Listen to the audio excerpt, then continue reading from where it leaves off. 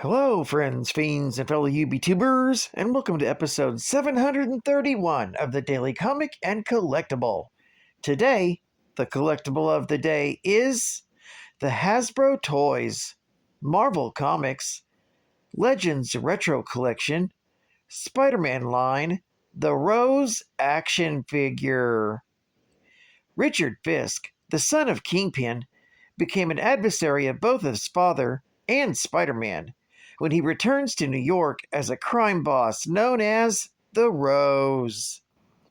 This 1/12 scale figure of Marvel's The Rose is inspired by the character's appearance in the Amazing Spider-Man comics and makes a great addition to your villains collection. This 6-inch scale Legends collection figure is finely detailed to look just like the Rose, as known as Richard Fisk. This fully articulated figure features a premium design with hand-painted deco, with posable head, arms, and legs. This Marvel Legends Rose figure comes complete with 5 total accessories, including one extra pair of interchangeable hands, 2 pistols, 1 with extended magazine, and a freshly cut red rose. Figure comes in a retro-inspired package designed after the Toy Biz Toys line from the 1980s and early 90s. The Rose was released in 2022 by Hasbro Toys. Now, the comic of the day is Amazing Spider-Man, Volume 1, issue number 253, with a cover date of June 1984. With story by Tom DeFalco, art by Rick Leonardi, and cover by Rick Leonardi. This story is titled, By Myself Betrayed. The story opens with Peter Parker having been assigned to accompany Daily Bugle sports reporter Wendy Thornton to cover the game between the New York Mammoths and the San Francisco Skyhawks. So far, the Skyhawks are winning the game, and the Mammoths' star quarterback Ray Nesters appears to be doing more poorly than usual.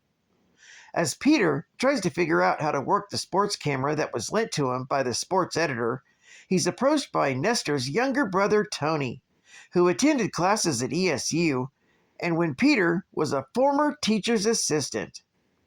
When the game ends, Wendy doesn't understand why the Mammoths lost. She takes the sports camera back and goes to the locker room for post-game interviews. Peter leaves and realizes he's running late for dinner at Aunt May's. Slipping out of view, Peter wills his street clothes to change into the Spider-Man costume. Peter is still amazed by the ability of the new costume he got from the Battle World. Still, the costume has its mysteries. As he swings out of the football stadium, he wonders where this costume generates its webbing. He reminds himself that he should have Reed Richards examine the costume as soon as possible. As he swings away, the people below don't recognize the wall crawler on account of his new look. It reminds him of the early days when he first became Spider-Man.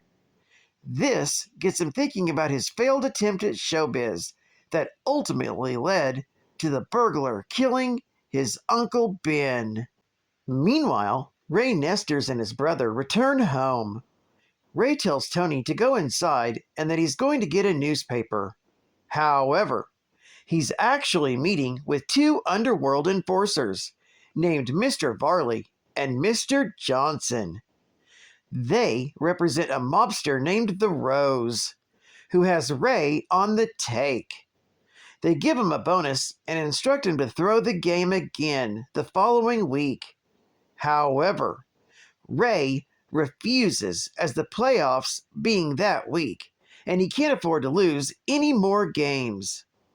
When Ray tries to strong-arm Mr. Johnson, Mr. Lester pulls a gun and threatens to shoot him.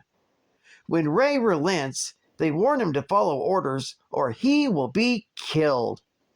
When Ray returns to his apartment, Tony notices that his older brother seems tense, but Ray tells the youth to mind his own business. Later that evening, Peter Parker is finishing dinner with his Aunt May and Nathan Lubinsky. Left alone with his aunt to clear the table, Peter chooses this opportunity to tell his Aunt May that he has quit school.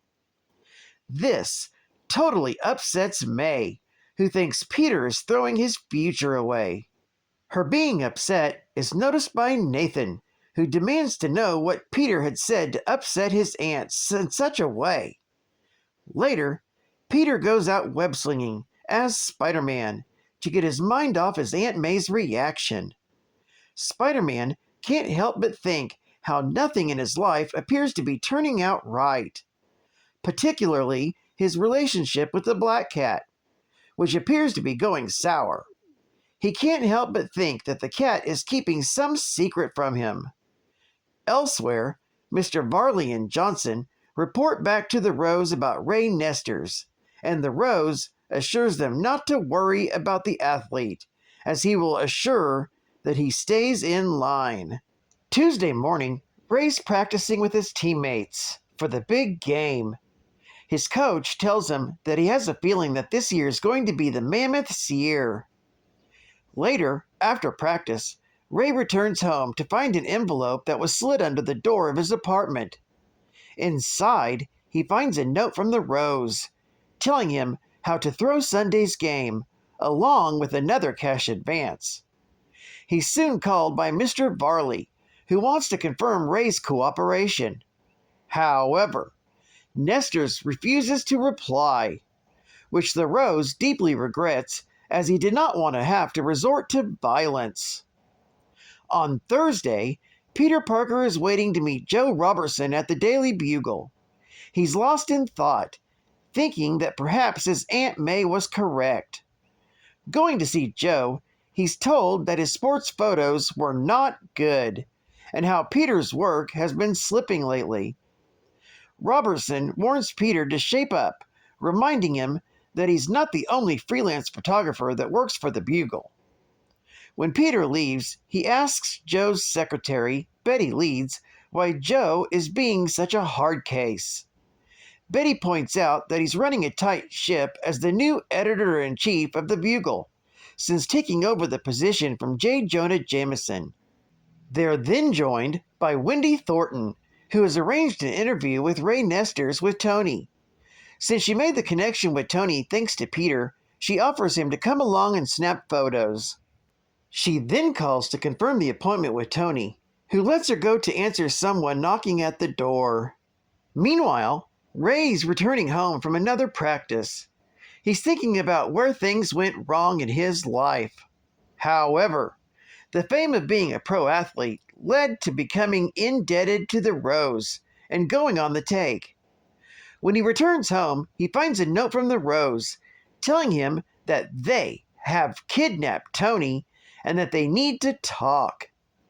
He rushes out of his apartment to go find the Rose, bumping into Peter Parker and Wendy Thornton on the way out. When Wendy wonders what's wrong, Peter shows her the state of Ray's apartment. As the sports reporter wonders what happened, she doesn't see Peter slip away. Changing into Spider-Man, the wall crawler follows after Nestor's car and follows him to a nearby warehouse. Ray slams through one of the garage doors, crashing into the Rose's goons. He struggles with one of the goons and gets a gun from him, and demands that the Rose let his brother free. The Rose appears and brings out Tony, distracting Ray enough for the mobster's minions to jump him. After setting up his automatic camera, Spider-Man leaps through the window and makes short work of the Rose's men. While the wall crawler's busy, Ray goes to rescue his brother. Tony demands to know if Ray has been intentionally throwing games, furious with his brother when he deduces the truth. While everyone is distracted, the Rose takes the opportunity to flee the scene. Spider-Man spots this and tries to go after the Rose. When the villain tosses a gas bomb at the wall crawler, it has no effect as its new costume filters out the gas. When the Rose tries to flee, Ray attempts to stop him, but the criminal easily overpowers him and sends some massive wooden crates toppling down on him to cover his escape. Spider-Man manages to swing down in time to shield Ray with his body, but the Rose ends up escaping. In the aftermath of the battle, Tony fears that the Rose will not leave his brother alone now. However, Ray realizes that there's only one way to handle this. Ray then gives a full confession to the Daily Bugle, putting an end to his career. Reading the article later, Peter Parker congratulates Wendy on the scoop. However, Wendy wonders why someone with such a promising career would throw their life away like Ray Nestor did. This gives Peter some hard thinking to make of his own. This story is continued in The Amazing Spider-Man, issue number 254. Geek Fact: this issue of The Amazing Spider-Man is a key issue, featuring the first appearance of Richard Fisk as the Rose. The Kingpin's son had previously appeared as the villainous schemer. Bonus Geek Fact: Betty Leeds mentions how Joe Robertson has taken over as editor-in-chief of the Daily Bugle. This happens after Jameson revealed his involvement in the creation of the Scorpion, as seen in Amazing Spider-Man, Volume 1, issue number 251, with a cover date of April 1984. State-of-the-art gaming! Everyone has their own system for playing Popeye. There's Atari, Intellivision, ColecoVision, TI. Now you can play Popeye, one of the most fun and challenging arcade games yet. On any one of them, run through 3 screens of non-stop action, where you try to capture Olive Oil's heart while avoiding untold dangers, including Brutus and the Sea Hag. Run down to your local store for Popeye today. I'm Popeye the Sailor Man. And while you're there, check out Tutankhamun, Frogger, Cubert, and Super Cobra. Also from Parker Brothers Arcade Action Series. And it's time to follow Geek Back, baby. Don't you want it like I want it now? It's time to follow Geek Back, baby. Don't you need it like I need it now? Follow Geek, follow Geek, follow Geek, follow Geek, follow Geek, follow Geek Back. Follow Geek, follow Geek, follow Geek, follow Geek, follow Geek, follow Geek Back. Richard Fisk's parents, Wilson and Vanessa Fisk, sent him away to Switzerland. While there, he attended a school where he studied harder to make his parents proud. At the same time, he developed his body with regular exercise and told his peers about how rich and successful his father, the Kingpin, was. Then, one day, he read a newspaper which said his father was the Kingpin of crime, and decided to ride a ski lift into the wilderness, never to be seen again. Once the world had believed that Richard Fisk had perished, he created the secret identity of the Schemer. As the Schemer, the first thing he wanted to do was dethrone the Kingpin and take a piece of the action that he controlled. Richard successfully drove his father to a breakdown, which resulted in his lapsing into a comatose state. Richard had a change of heart, and seeking a way to cure his father, joined Hydra, rising to the rank of Supreme Hydra of the Nevada faction. Richard ended up curing his father, using Hydra resources, and Wilson Fisk took control of Hydra. But the Fisks eventually discovered that they were being used by the Red Skull and were forced to team up with Captain America to defeat him. Richard was critically injured and placed in suspended animation by his father, who later cured him by siphoning some of Spider-Man's life force into him. Father and son were finally reconciled, though this peace would not last. As the Rose, he employed 2 henchmen, Mr. Varley and Mr. Johnson, to help fix the results of football games. Spider-Man helped expose this, and Bugle sports writer Wendy Thornton was able to get an exclusive on these illegal matched fixings. When Ned was killed and the Hobgoblin seemingly died with him, Richard Fisk was forced to admit his schemes to his father and go back into the Kingpin's service without succeeding in his plans. Well, I'd like to thank you for joining me for another Daily Comic and Collectible, and I hope to see you again Tuesday. This is Cut Fan Comics Man, and I'll catch you on the flip, baby. Over and out.